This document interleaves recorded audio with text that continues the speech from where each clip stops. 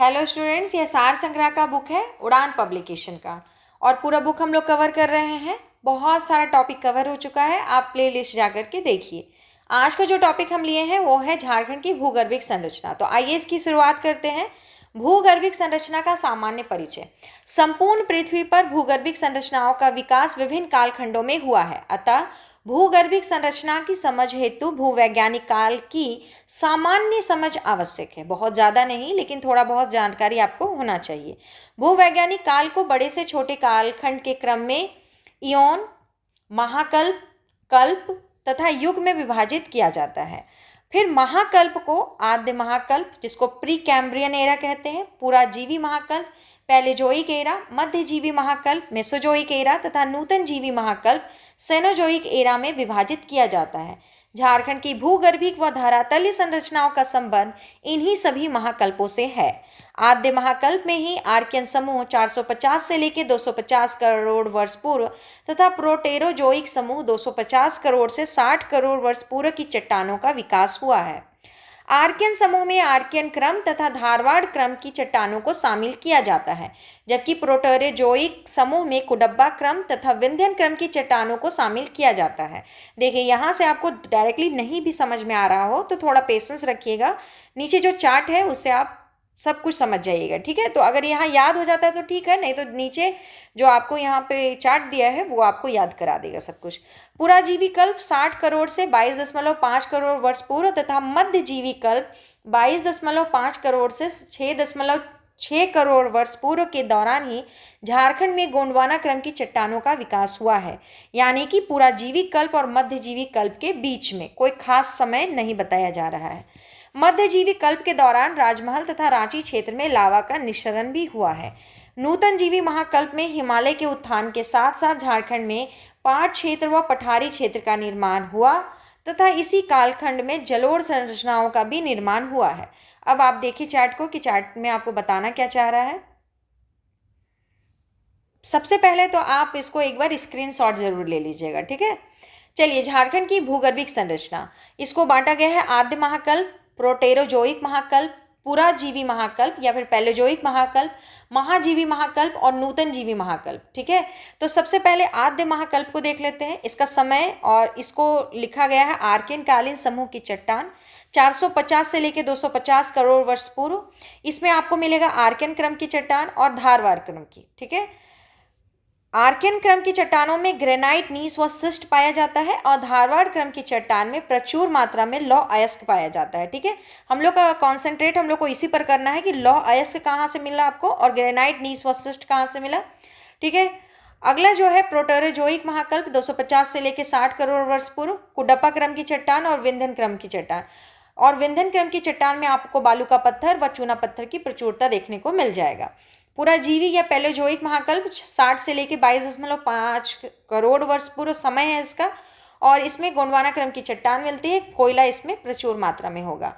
महाजीवी महाकल्प 22.5 से 6.6 करोड़ वर्ष पूर्व, राजमहल ट्रैप, और उसमें मिलेगा आपको लेटराइट व बॉक्साइट प्रचुर मात्रा में, ठीक है। नूतन जीवी महाकल्प 6.6 करोड़ वर्ष पूर्व ये समय दिया है। और नूतन जीवी महाकल्प के बारे में लोग पढ़ते हैं कि हिमालय का उत्थान इसी समय हुआ था। 3 बार उत्थान हुआ था, पहला उत्थान, दूसरा उत्थान और तीसरा उत्थान। तीनों के बारे में हम लोग थोड़ा बढ़िया से पढ़ेंगे, आगे दिया हुआ है, ठीक है। आपको बुक में इतना जानकारी बहुत अच्छे ढंग से मिला है। और नवीन जलोढ़ जो है उसको मोनेडनॉक है ना। चलिए, तो चार्ट समझ में आ गया होगा। इसको रटना पड़ेगा थोड़ा आपको समय दे करके, ऐसे ज़्यादा समय लगेगा नहीं। चलिए अगला पॉइंट देखते हैं। चट्टानों को निर्माण प्रक्रिया के आधार पर आग्नेयी चट्टान, अवसादी चट्टान तथा रूपांतरित चट्टान में विभाजित किया जाता है तथा झारखंड में इन तीनों प्रकार की चट्टानें पाई जाती हैं। आग्नेय भी देखने को मिलेगा, अवसादी भी और रूपांतरित भी, ठीक है। स्पष्ट है कि झारखंड की भूगर्भिक संरचना का निर्माण लंबे कालखंड में विभिन्न भूगर्भिक घटनाओं के परिणाम स्वरूप तथा विभिन्न प्रक्रियाओं द्वारा हुआ है। अतः यहाँ की भूगर्भिक संरचना में विभिन्न प्रकार की चट्टानें व खनिजें पाई जाती हैं। पहला है आर्कियन समूह की चट्टानें, जो अभी हम लोग चार्ट में पढ़े थे, उसको यहाँ पर डील कर रहा है। झारखंड की चट्टानी संरचनाओं में यह सर्वप्रमुख है, जिसका विस्तार झारखंड के 90% भूभाग पर है। तो ये आपके लिए इंपॉर्टेंट हो जाता है, ठीक है। कितने प्रतिशत भूभाग पर? 90% भूभाग पर। यह झारखंड की सबसे प्राचीन संरचना है तथा झारखंड में निर्मित होने वाली प्रारंभिक चट्टानें हैं। इस काल में चट्टानों की प्रथम परत आग्नेय चट्टान के रूप में निर्मित हुए हैं। कालांतर में इन आग्नेय चट्टानों के अनाच्छादन, अपक्षयन, अपर्दन व निक्षेपण, जैसे कि पानी पड़ा, आंधी तूफान आया और हवा चला, उससे धीरे धीरे चट्टानें, पर्वत, पहाड़ क्या होते हैं? टूटते फूटते हैं। उसी को बोल रहे हैं अपक्षयन, अपर्दन, निक्षेपण से अवसादी चट्टानों का निर्माण हुआ तथा बाद में इनसे ही रूपांतरित चट्टानें निर्मित हुई। छोटा नागपुर पठार की आग्नेय, अवसादी तथा रूपांतरित चट्टानों का संबंध इसी काल की चट्टानों से है, यानी कि आर्कियन कालीन के बारे कह रहा है।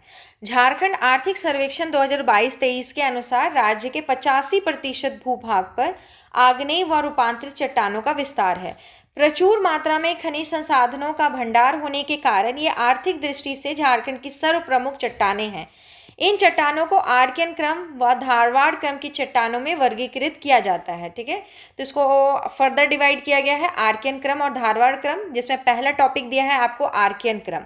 ये गर्म व तरल लावा के जमाव से निर्मित ग्रेनाइट चट्टान है जो जीवाश्म रहित है। इसमें जीवाश्म नहीं पाया जाता, बहुत गर्म है तो इसमें जीवाश्म नहीं पाया जाएगा। इनमें रूपांतरण के पश्चात ये चट्टानें नीस व शिस्ट में परिवर्तित हो जाती हैं। झारखंड के उत्तरी, मध्यवर्ती व दक्षिणी सभी भागों में इन चट्टानों का विस्तार पाया जाता है। उत्तरी भाग में इन चट्टानों का पर्याप्त रूपांतरण हो गया है, जबकि मध्यवर्ती भाग में प्राचीन ग्रेनाइट संरचना अभी भी विद्यमान है। तो रूपांतरण कहाँ हो गया है? उत्तरी भाग में रूपांतरण हो गया है, लेकिन मध्यवर्ती भाग में अभी भी ग्रेनाइट संरचना मिल जाएगा। दक्षिणी भाग में इन्हीं आधारभूत चट्टानों के ऊपर धारवाड़ क्रम की चट्टानों का निर्माण हुआ है। तो अब हम लोग पढ़ेंगे धारवाड़ क्रम की चट्टान। धारवाड़ क्रम, इन चट्टानों का विकास आर्कियन क्रम की चट्टानों के अपर्दन व निक्षेपण के परिणाम स्वरूप हुआ है। इन चट्टानों के बारे में सर्वप्रथम जानकारी कर्नाटक के धारवाड़ जिले में मिली थी, जिसके कारण इनका नामकरण धारवाड़ क्रम की चट्टान के रूप में रखा गया है। ये चट्टानें भी जीवाश्म रहित हैं, यानी कि इसमें भी जीवाश्म नहीं पाया जाता। झारखंड में इनका मूल विस्तार कोल्हान क्षेत्र में होने के कारण इसे कोल्हान क्रम की चट्टान भी कहा जाता है। इन चट्टानों में लौ अयस्क की प्रचुर उपलब्धता के कारण इन्हें लौ अयस्क की श्रृंखला यानी कि आयरन ओर सीरीज कहा जाता है। इन चट्टानों को धात्विक खनिज का भंडार भी कहा जाता है। झारखंड में इन चट्टानों का विस्तार पूर्वी सिंहभूम, पश्चिमी सिंहभूम तथा सरायकेला खरसावां जिले में हुआ है। इन चट्टानों में धात्विक खनिजों की उपलब्धता है, जिसमें लोहा, तांबा, बॉक्साइट, निकेल, सोना, मैग्नीज, चांदी आदि प्रमुख है, ठीक है। तो ये याद रखने लायक चीज़ है, ये जरूर याद रखिएगा, ठीक है। खोंडालाइट चट्टान, झारखंड में खोंडालाइट नामक एक विशिष्ट चट्टान भी पाया जाता है, जिसका विस्तार दक्षिण में सिंहभूम क्षेत्र से लेकर उत्तर में छोटा नागपुर क्षेत्र तक है। खोंडालाइट चट्टानों को बैजवाड़ा नीस के नाम से भी जाना जाता है, ये याद रखिएगा, इसका उपनाम टाइप का हो गया बैजवाड़ा नीस। रांची पहाड़ी का निर्माण खोंडालाइट चट्टानों से ही हुआ है। इन चट्टानों में मुख्यतः ग्रेफाइट, सिलिमेनाइट तथा फेल्सपार नामक खनिज पाया जाता है। ये आपसे हो सकता है पूछ ले कभी, इसलिए इसको याद रखना है। प्रोटेरोजोइक समूह की चट्टानें, प्रोटेरोजोइक कल्प में प्राथमिक जीवों की उपस्थिति के कारण इन चट्टानों में जीवाश्म के प्रमाण पाए जाते हैं। इन चट्टानों का निर्माण 250 करोड़ से लेकर 60 करोड़ वर्ष पूर्व हुआ है। इन चट्टानों के आधार पर धनजोरी बालू पत्थर तथा कांग्लोमरेट की चट्टानें हैं, जिनके ऊपर दालमा धनजोरी लावा का निक्षेपण हुआ है। दालमा धनजोरी के ऊपर छोटा नागपुर नीस, चक्रधरपुर नीस तथा नए डोलोराइट चट्टान अवस्थित हैं। छोटा नागपुर नीस चट्टानों का विस्तार सिंहभूम शिस्ट चट्टानों में उत्तर में है, जिसे पार्फीराइट चट्टान भी कहा जाता है, ठीक है। नए डोलोराइट चट्टानों का विस्तार सिंहभूम ग्रेनाइट क्षेत्र में उत्तर पूर्व से दक्षिण में दक्षिण पूर्व दिशा में है, जो 700 मीटर मोटी परतों में विस्तृत है। प्रोटेरोजोइक समूह की चट्टानों को कुडप्पा क्रम व विंध्यन क्रम की चट्टानों में वर्गीकृत किया जा सकता है। अब पढ़ेंगे हम लोग कुडप्पा क्रम की चट्टान। क्या इंपॉर्टेंट चीजें दिया है? इन चट्टानों का नामकरण आंध्र प्रदेश के कुडब्बा जिले के नाम पर किया गया है। झारखंड में कुडब्बा क्रम की चट्टानें अत्यंत अल्प मात्रा में पाई जाती हैं, यानी कि ये ज़्यादा हम लोग के यहाँ नहीं पाया जाता। दक्षिणी सिंहभूम के कोल्हान उच्च भूमि क्षेत्र में इसका अल्प विस्तार है। इन चट्टानों का निक्षेपन लौह अयस्क संघ की चट्टानों के ऊपर कांग्लोमरेट बलुआ पत्थर, सैल व चूना पत्थर के साथ हुआ है। नई डोलोराइट चट्टानों के साथ कुडप्पा क्रम की चट्टानें समाप्त हो जाती हैं। ठीक है, अब पढ़िए विंध्यन क्रम की चट्टान। विंध्यन क्रम की चट्टानें झारखंड के उत्तर पश्चिमी भाग में सोन नदी क्षेत्र, विशेष रूप से गढ़वा में अल्प मात्रा में पाई जाती है, थोड़ा कम ही। ये चट्टानें मूलतः रोहतास पठार का दक्षिणी हिस्सा है। सोन नदी घाटी में ये चट्टानें लगभग 900 मीटर मोटी परतों के रूप में विस्तृत हैं। अवसादों के जमाव से निर्मित ये चट्टानें बलुआ पत्थर एवं चूना पत्थर से युक्त क्षैतिज परतदार चट्टानें हैं। इनका निर्माण 250 करोड़ से 60 करोड़ वर्ष पूर्व के कालखंड में हुआ है। पारसनाथ पहाड़ी का उत्थान भी इसी काल में हुआ है। पारसनाथ पहाड़ी का उत्थान, ठीक है। पुराजीवी तथा महाजीवी महाकल्प की चट्टानें। झारखंड की गोंडवाना क्रम की चट्टानों का निर्माण पुराजीवी कल्प तथा महाजीवी कल्प से संबंधित है। पुराजीवी महाकल्प के दौरान ही दामोदर भ्रंश का निर्माण संपन्न हुआ है तथा पुराजीवी की कार्बोनीफेरस कल्प से लेकर मध्यजीवी के क्रिटेशियस कल्प के प्रारंभ तक इस भ्रंश क्षेत्र में तलछटों का निक्षेपन होता रहा। इसी निक्षेपित चट्टानी सतह को गोंडवाना क्रम की चट्टान कहा जाता है। महाजीवी के जुरैसिक कल्प में राजमहल क्षेत्र में लावा के निस्सरण से राजमहल ट्रैप का निर्माण हुआ है। महाजीवी महाकल्प के क्रिटेशियस कल्प में पाट क्षेत्र में भी लावा का निस्सरण हुआ है। अगला है गोंडवाना क्रम।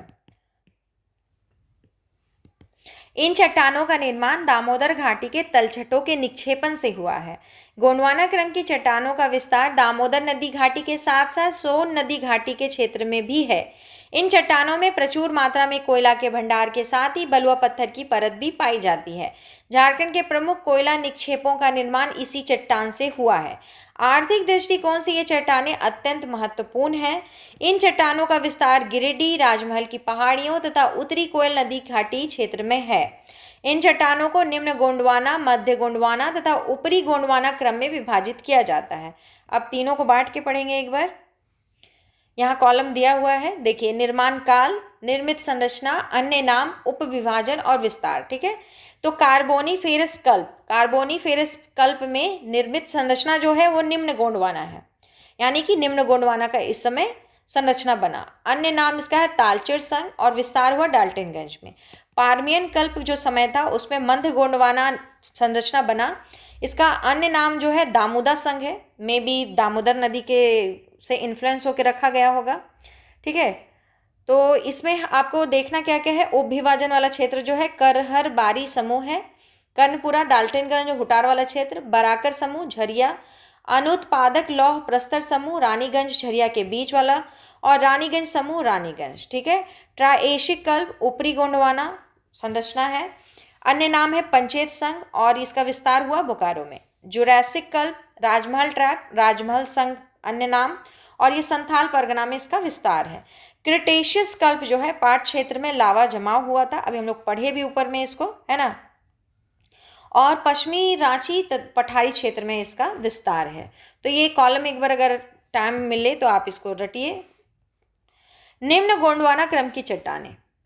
सबसे पहले निम्न गोंडवाना क्रम की चट्टानों के बारे में बताया जा रहा है। इन चट्टानों का निर्माण कार्बोनीफेरस कल्प पुराजीवी महाकल्प में हुआ है। इन चट्टानों को तालचेर संघ की चट्टान भी कहा जाता है, जिसका नामकरण उड़ीसा के तालचेर नामक स्थान के नाम पर किया गया है। इन चट्टानों का विस्तार डाल्टनगंज क्षेत्र में हुआ है। इन चट्टानों का विकास नीचे में टिलाइट तथा उसके ऊपर बालू काष्म के रूप में हुआ है। ठीक है, चलिए अब है मध्य गोंडवाना क्रम की चट्टान।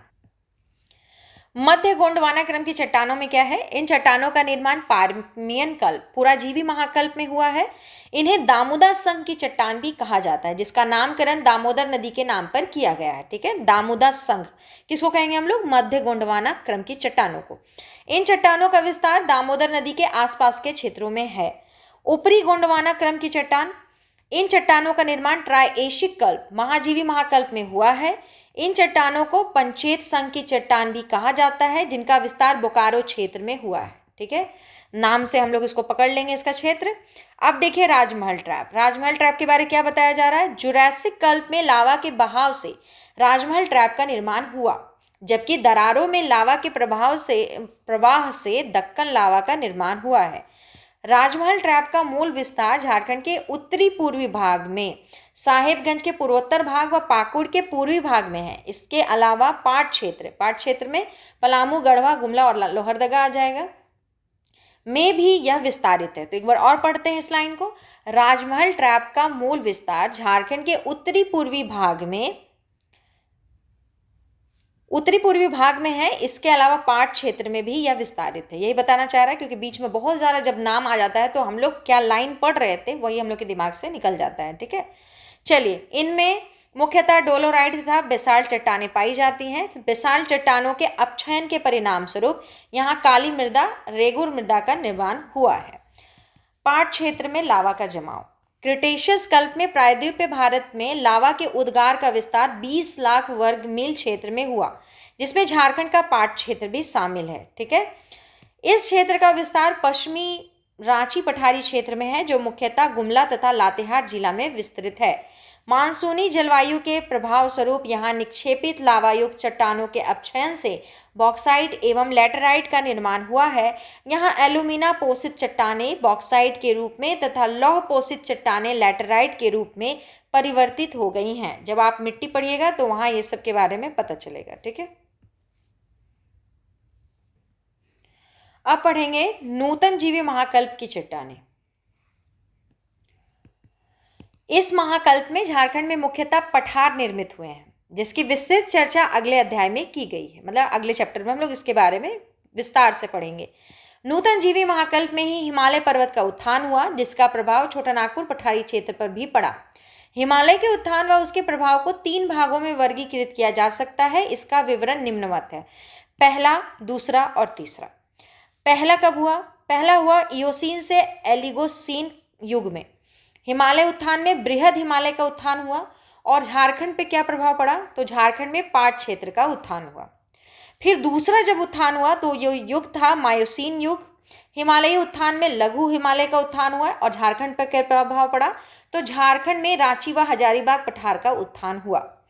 तीसरा उत्थान जब हुआ तो वो युग था प्लीस्टोसीन काल और शिवालिक हिमालय का उत्थान हुआ हिमालय में, और बाह्य पठार का उत्थान एवं राजमहल गैप का निर्माण हमारे झारखंड में हुआ। ठीक है, तो इस कॉलम को भी एक बार आप जरूर ध्यान में रखिएगा। चलिए अगला, प्रथम उत्थान के परिणाम स्वरूप। अब जो आप कॉलम में पढ़े हैं उसी को आपको समझा के बता रहा है। ठीक है, प्रथम उत्थान के परिणाम स्वरूप पाट क्षेत्र रांची हजारीबाग पठार से लगभग 1000 फीट ऊपर उठ गया। ठीक है, द्वितीय उत्थान के दौरान रांची हजारीबाग पठार का लगभग 1000 फीट उत्थान हुआ, जिसके परिणाम स्वरूप पाट क्षेत्र लगभग 2000 फीट ऊपर उठ गया। दूसरे उत्थान के दौरान ही असम व शिलोंग पठार तथा राजमहल पहाड़ी के बीच का भूभाग धीरे धीरे धंसने लग गया, जिससे राजमहल गैप या राजमहल ट्रैप कहा जाता है।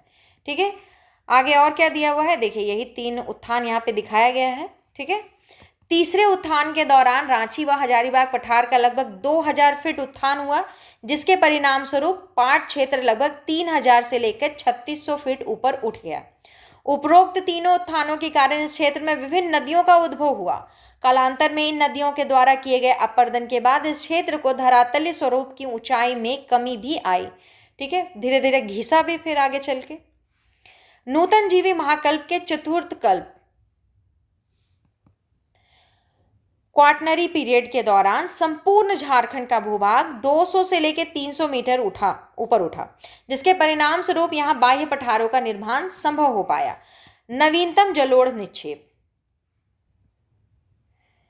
नूतन जीवी महाकल्प के चतुर्थ कल्प के दौरान ही नदियों के अपरदन और जलोढ़ों के निक्षेपन के परिणाम स्वरूप इसका निर्माण हुआ है, जो वर्तमान में भी जारी है। राजमहल के पूर्वी क्षेत्रों में गंगा, ब्राह्मणी, बांसलोई तथा मोर नदी द्वारा, पलामू क्षेत्र में सोन व कोयल नदी द्वारा तथा सिंहभूम में स्वर्ण रेखा नदी द्वारा जलोढ़ों के निक्षेपन से इस संरचना का निर्माण हुआ है। तो अब आप इसको केवल नॉर्मली पढ़िए। राजमहल के पूर्वी क्षेत्रों में, पलामू क्षेत्र में तथा सिंहभूम में जलोढ़ों के निक्षेपन से इस संरचना का निर्माण हुआ है। अब पढ़िए मोनेडनॉक, पढ़ते हैं इसको ना, मोनेडनॉक। नदियों द्वारा मैदानी क्षेत्र में निक्षेपण के परिणाम स्वरूप कई स्थानों पर ग्रेनाइट की उच्च भूभाग का निर्माण हो गया, जिसे मोनेडनॉक कहा जाता है। ठीक है, तो अब ये चैप्टर तो एंडिंग पर आ गया है और इसको ध्यान से देखा जाए तो ये आपको जो मैप है वो थोड़ा काम का है। ठीक है, एक बार देखिए जो डॉट आपको दर्शाना चाह रहा है, क्या दर्शाना चाह रहा है, तो ये जो है नवीनतम जलोढ़ है। अभी आप जलोढ़ के बारे में पढ़े, नवीनतम जलोढ़, तो देखिए ये आपका जलोढ़ वाला क्षेत्र है, ये आपका यहाँ भी जलोढ़ है और यहाँ भी थोड़ा सा जलोढ़ पाया जाता है। ठीक है, तो ये हम लोग देख लिए। और कुछ बच गया? हाँ बचा, ये क्रॉस वाला को देखिए, गोंडवाना, जहाँ जहाँ आपको क्रॉस दिख रहा है सब आपका गोंडवाना है। ठीक है, अब कोई और बचा? हाँ विंध्यन वाला बच गया, ये जो ब्लैक ब्लैक आपको डार्क ब्लैक में दिख रहा है ये विंध्यन है। ठीक है, और बाकी जो सब बच जा रहा है वो तो आर्कियन कालीन, ग्रेनाइट, नीस एवं धारवाड़ क्रम की चट्टानें हैं। ठीक है, तो ये हो गया कॉलम खत्म, नहीं कॉलम नहीं खत्म हुआ, राजमहल ट्रैप बच गया। ये जो गोल गोल बूंदा है ऐसे करके ना, जो थोड़ा सा राउंड राउंड है, ये वाला पूरा क्षेत्र है, ये वाला, ये आपका क्या है? राजमहल ट्रैप है। तो इस टाइप से अगर मैप थोड़ा सा देख के पढ़िएगा तो माइंड में चीज़ें ज़्यादा अच्छे से रहेगा आपका लंबे समय तक। ठीक है, तो इस टाइप का मैप अगर आप हाथ से ड्रॉ कर पाते हैं तो बहुत बढ़िया। तो इसको यहीं समाप्त करते हैं। Thank you.